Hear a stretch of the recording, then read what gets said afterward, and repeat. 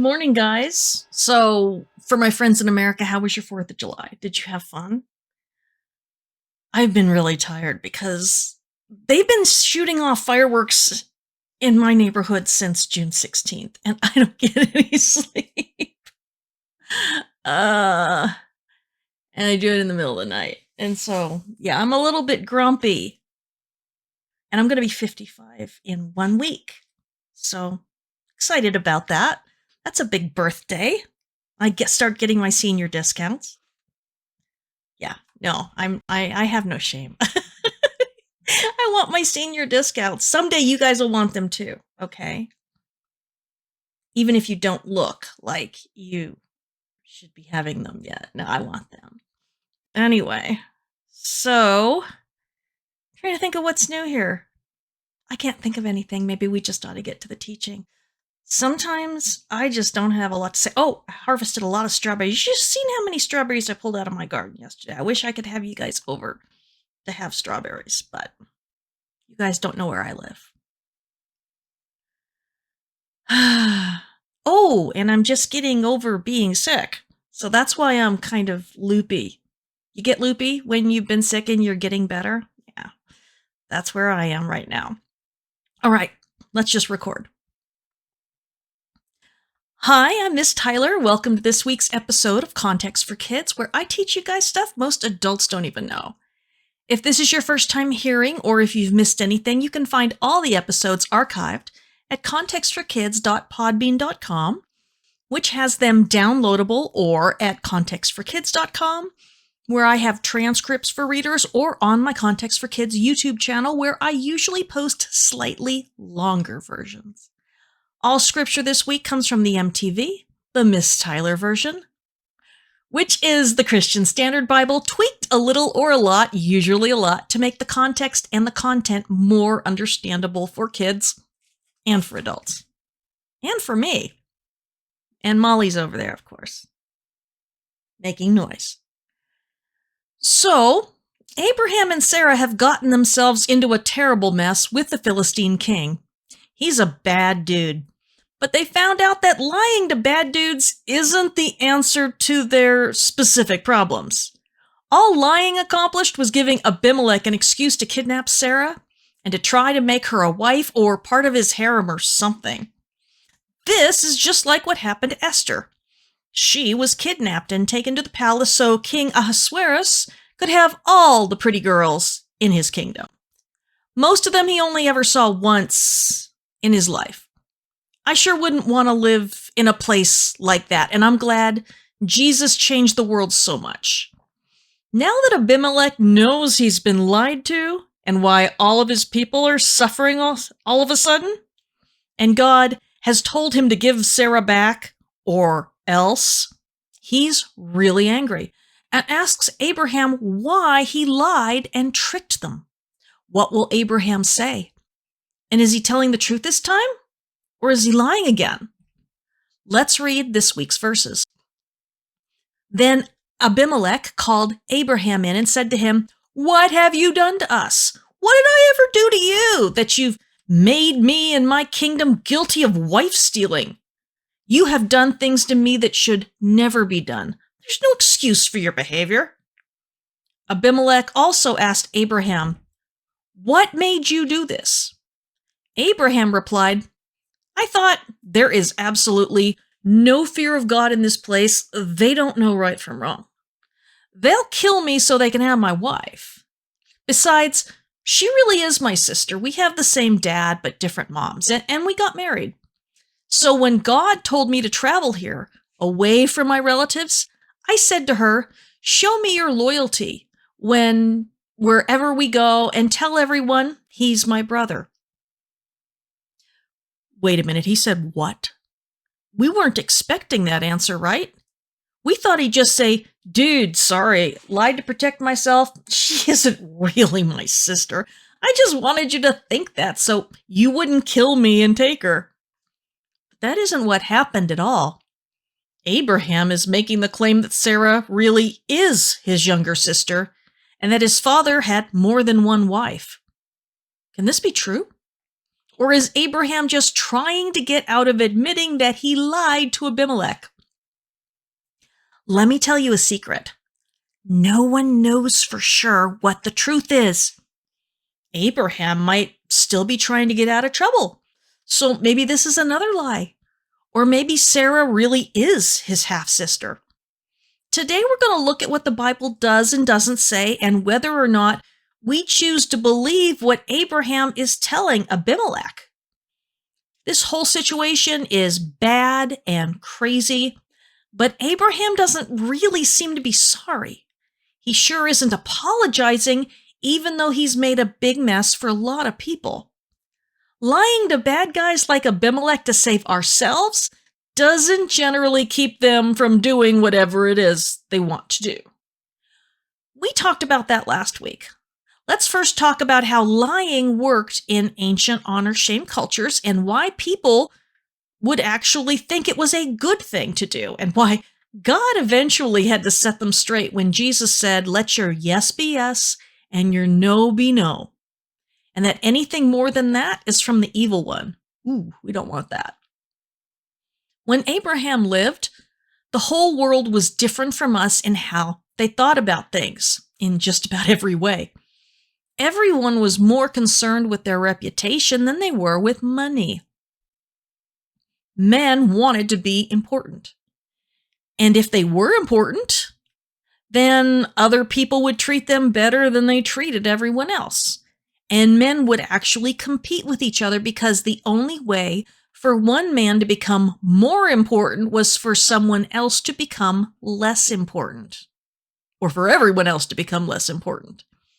When they talked about having honor, they weren't talking about being good people, but about being famous or important or respected or clever or powerful. You could be a total skunk and still have a lot of that sort of honor. It's like high school with the popular kids. Okay, they don't have to be good. They're just popular for whatever reason. Abimelech had a lot of honor among his people and with outsiders because he was a king and he was in charge. In Egypt, no one had more honor than Pharaoh, even when he killed the Hebrew babies, like a skunk. Today, we would say he has no honor because we look at it differently, and we have a different meaning for that word. We think someone is honorable not because they're important, but because they're good and honest. That's a change that Jesus made to the world, and when he preached the Sermon on the Mount, everything he was telling them to do and not to do would mean that they couldn't go out trying to get that kind of honor for themselves anymore. Jesus says that honor in the kingdom of heaven isn't about being important or powerful, but about being obedient and loving and humble instead of prideful. But Abraham didn't know any of that. And Abimelech wouldn't have believed it at all if someone had told him. Goodness, even when Jesus was saying it, all the men would have been shocked. He was telling them to be more like women were supposed to behave in that culture. We tend to read it and shrug and say, yeah, whatever. But the people listening to Jesus would have about fallen over backward. God tried to teach them all this through Moses, but they never really understood it. Because Abraham didn't trust outsiders, he didn't see anything wrong with lying to get his way or to get himself out of trouble, as we've seen. In the ancient world, lying to your family was a terrible thing, and tricking your family was even worse. But they really didn't believe that people outside of your family or your people deserved to be told the truth. In fact, they believed that it was clever and even honorable to trick outsiders and shame them. So Abraham wouldn't really have seen this as a huge sin the way we do when we read it. I'm not making excuses for him, and the consequences of what he did are obviously very bad for everyone. But it's important to remember that God needed to start changing the world in big ways, and Abraham and his family were just the start of it. God didn't start out with the one perfect person in the world. Maybe Abraham was better than most, or maybe he was the best guy on earth, but he was living in a messed up world, so his ways of thinking were messed up too. It's okay to notice that. It isn't unfair. isn't being mean. The Bible wouldn't mention it if we weren't supposed to notice. Remember, when we see this stuff, it's supposed to make us want Jesus even more. And we're followers of Jesus, not Abraham or Moses or anyone. We've already seen that Abraham and Sarah can both sometimes be bad examples, and Noah too, for that matter, and pretty much everyone else too. So when Abimelech asks Abraham why on earth he tricked him like that, Abraham gives 4 excuses. The first excuse is that Abraham figured there was no fear of God in that city. But what does that even mean? Abraham doesn't use God's proper name, Yahweh. And the first clue to that is it's not written in Lord in all caps when you see it in the Bible. That's like code for our God's name. Sometimes you see Lord in lowercase letters, and that was just a title that didn't always mean God, but could mean a king or a stranger or just someone you're being polite to. All depends on how it's used. But Abraham used the word Elohim, which could mean a lot of different things too. Elohim can mean our God, but it can also mean powerful people, and it can mean gods in general, like false gods, okay? There are lots and lots of words like that in the Bible where they mean many different things depending on how they're used. So Abraham might be saying that Abimelech doesn't fear Abraham's God, or maybe he's saying that Abimelech doesn't fear any gods at all. And when they use fear like this, it doesn't mean like being scared to death of God, the same way you might be scared of heights or water or mayonnaise or whatever. Yeah, I hate mayonnaise. Yuck. You guys probably like it. Most people like mayonnaise, but I don't know why I hate it. I just do. Now, fear was more like respect, and also not wanting to make them unhappy because of what a god was capable of doing. So either way, Abraham is being insulting because he's saying that Abimelech isn't smart enough or wise enough to care what the gods are thinking about what he's doing. Is that true? Well, it's pretty clear from how Abimelech talked to our God in his dream, and how he shared the story with his servants later that he really, really does fear not only Abraham's God, but other gods as well. Abimelech may be a king, but he isn't a god, and he knows what gods are capable of. Everyone did. They told stories at night about the mighty and terrible things that their gods did to any humans who made them angry. Do you remember when we talked about the Atrahasis epic from Babylon? Those gods killed everyone with a flood just for being too noisy when the gods were trying to take a nap. No one wants to make those kinds of gods angry on purpose. Does Abimelech fear and respect our God? Oh yeah, boy howdy. He sure does. He's scared to death. It's Abraham who doesn't seem to be respecting God right now because he doesn't trust God to protect him or Sarah. That's what we call irony. Irony is when you expect something to happen, but the opposite thing happens instead. Like Abraham being worried that Abimelech doesn't respect God when he really does, but it's Abraham who is having trouble trusting God. Now, the second excuse Abraham gives is that he believes Abimelech will kill him and take Sarah. But what really happened is that Abimelech was the only one who actually had to worry about being killed. Again, that's another great example of irony. The third excuse is the one that is the strangest of all, because Abraham tells Abimelech that he really wasn't lying because Sarah really is his sister. They just have different moms, but the same dad. And, we're supposed to read that and say, what the heck? That's super gross. God said we can't do anything like that. Well, one, Abraham didn't know God until he was 75 years old, and he probably had already been married for like 50 years or more. So even if God already did give them a rule about that, Abraham wouldn't have known about it when he got married. 2, Abraham might have been lying to make himself look better, even if marrying your own sister seems way worse to us today than lying. Oh man, I would rather have everyone on the planet think of me as a liar before marrying either of my brothers. Just no way. Not even if we had different moms. My brothers have cooties. But Abraham lived in a different time when there was something called endogamous marriage, which we will see a lot as we go forward in Genesis. Endogamous marriage is a fancy term for marrying your relatives, and I don't expect you to remember it. There won't be a test, not here, not ever. Unless you go to graduate school. And it used to happen a lot in the ancient world. Isaac's going to marry his cousin, and so will Jacob. And actually, so will Jacob's brother Esau when he marries one of Ishmael's daughters. Remember how I told you that they didn't see anything wrong with tricking people from other nations? Well, they really believed that only close family could really be trusted, and so marrying a cousin just made sense to them. And it really protected the women in those times because it was much harder to divorce your cousin than someone else's daughter from town or another town.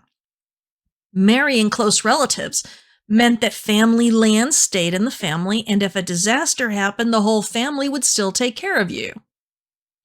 Marrying relatives meant you could automatically trust your husband or wife because both of you would want to behave yourselves and protect the family reputation, their honor. But yeah, we don't do that anymore. Because when God gave the children of Israel the law at Mount Sinai, he told them they couldn't marry relatives anymore. Of course, we know better today why that is a super terrible idea because babies can be born with terrible problems when their parents are related. So yay for science. And so if that's true that they were half brother and sister, then they might not have seen anything wrong with it, but we have to wonder if Abraham was actually telling the truth or not. After all, when Abraham's family is introduced at the end of chapter 11, we're told that Abraham's father Terah had 3 sons named Abram, Nahor, and Haran. And when their wives were mentioned, Milcah and Sarah, there is nothing said about Sarah being Terah's daughter or Abraham's sister. So, I gotta tell you, I don't think Abraham is being honest, and as we'll see next week, Abimelech doesn't believe Abraham's story either. The truth is that there is no way we can know for sure. And now Abraham is going to say the worst thing of all. The 4th excuse, according to Abraham, is as soon as they left Haran to follow God, Abraham told Sarah to tell everyone that she was his sister. So this wasn't just Abraham freaking out and telling a lie and Sarah going along with it. This was their plan all the time. So I guess Abimelech wasn't supposed to take it personally since, they were lying to everyone. Not just twice, but every time they met people. Wow, like 24 years. Unless Abraham made that up too, which could be the case. Never thought about that until just now. Was Sarah taken as someone else's wife only twice? Or are those the only 2 times Moses told us about? No matter how we look at it, this whole situation is just one big mess. And Abraham was more afraid of men than God.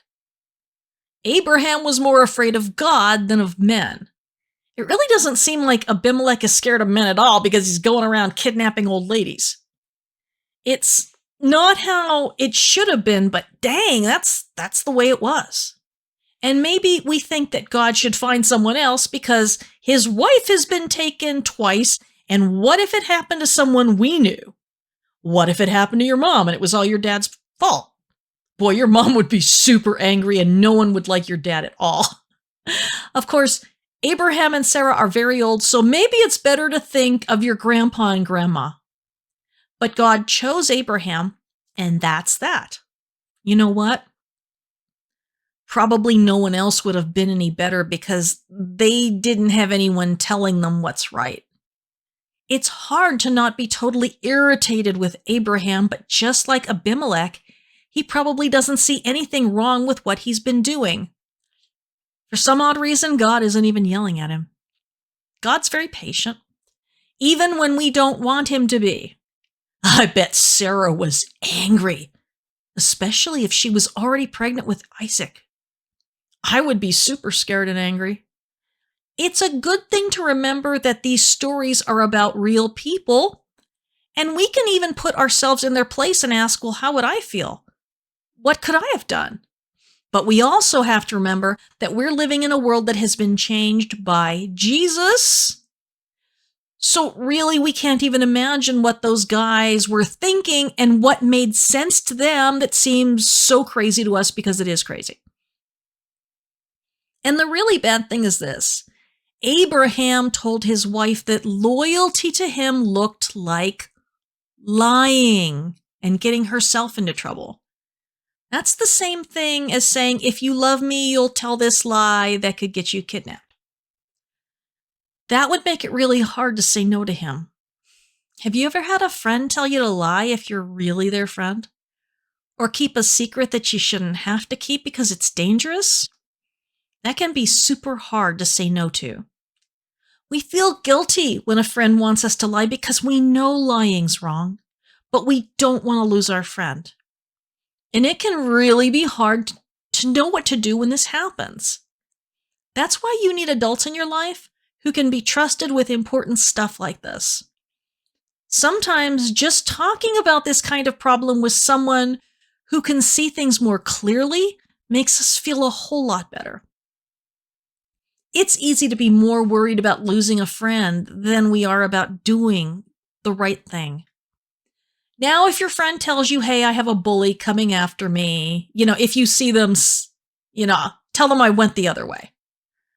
That's one thing. But if your friend tells you, I've been invited to a big party at Susan's house on Saturday night, her parents are going out of town. If you're really my friend, say I'm sleeping over at your house. Ooh, that's a really bad lie and a bad idea too. Parents need to know where their kids are, and especially at night. You may not agree now, but when you're a parent, you will definitely agree. When we ask someone to lie so that we won't get into trouble for something we've done or want to do, it almost always means we already know we are wrong. And now we're asking for someone else to do something wrong too. That's not what friends do. Friends don't put friends in hard situations where they have to choose between doing what is wrong and losing their friend, okay? I'm pretty sure that just about every adult can tell you a story about that happening. When I was in the 8th grade, I remember that a high school girl I didn't know called me and told me she was going to kick my butt, which meant beat me up, over something that someone else had done wrong, but she, was angry at me instead.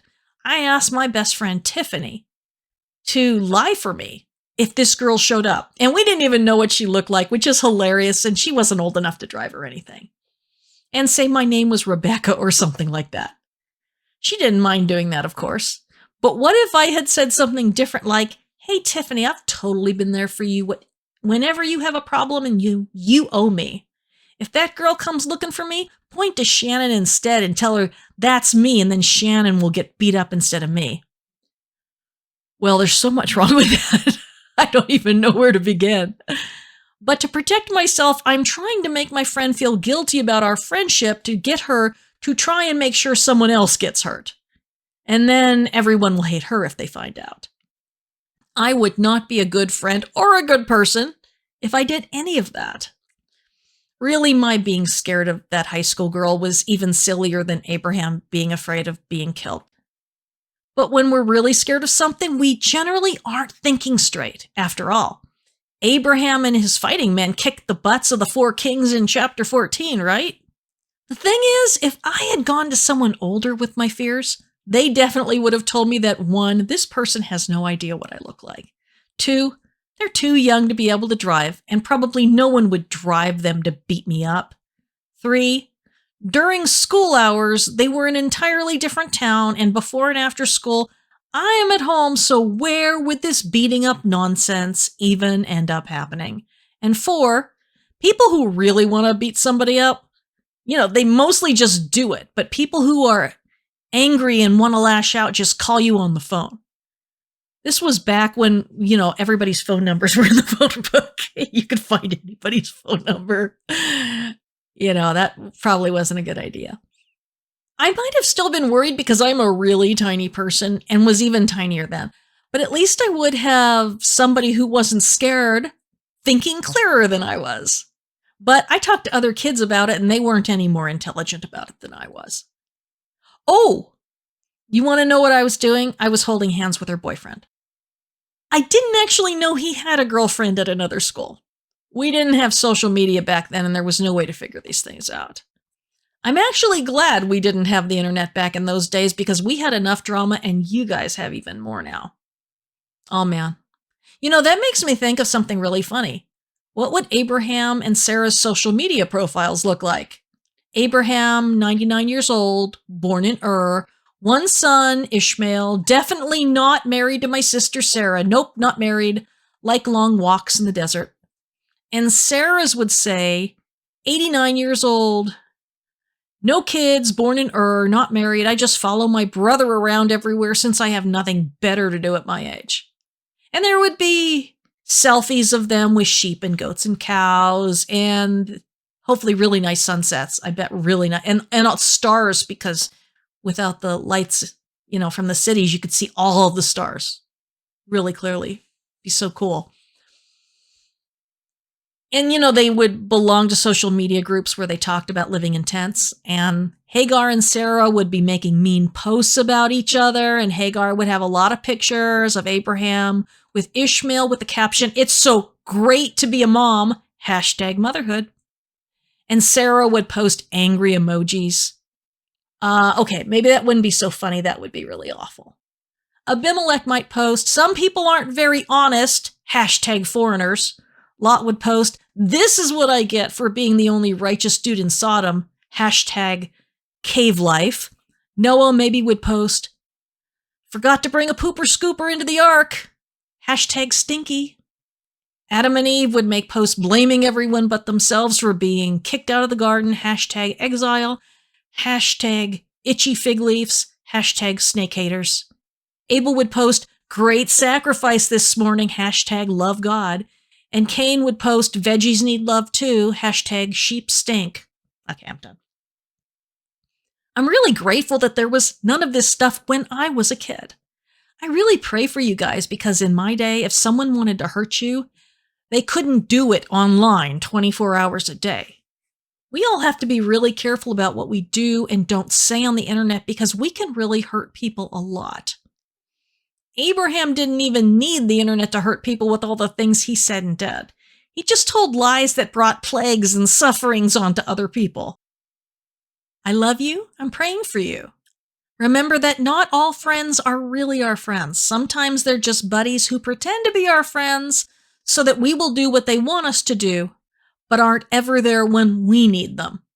Lies make things confusing, and I hope you have a grown-up you can trust to talk to when people want you to lie.